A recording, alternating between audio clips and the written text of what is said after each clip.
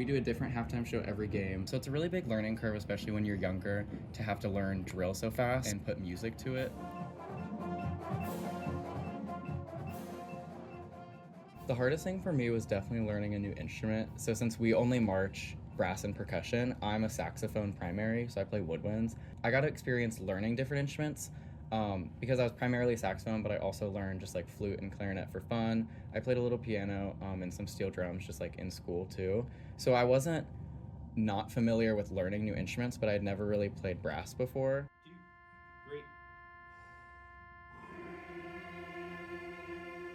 When I was a kid, I didn't do anything super music until I joined band. So I joined on saxophone. In 8th grade, I wasn't bored, but I was like, kind of wanted to do something different. But I would think about like when I was a kid and stuff, and I found all this joy from learning new instruments, doing all these different ensembles in high school. But I really don't think I understood that it was such a big part of my identity until later, when something clicked and I just kind of realized how much the music from like my childhood that I would listen to impacted me.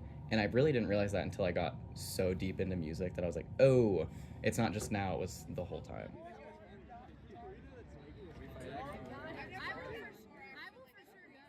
When I was a freshman, it was during COVID. So I like graduated high school in 2020, came to college, and not a lot of people from my high school that I knew or was like close friends with came with me. I had like maybe 2 people from high school I talked to were here, and it was COVID, so you couldn't really meet that many people. You couldn't go out and do stuff like that. So my first year when I wasn't in marching band, I didn't know how to play mellophone yet. I didn't really have any other friends besides the people I already knew. So it was a really weird year for me. But once I joined band, I really understood, and you like make it in a certain row and you stay with that row your whole time.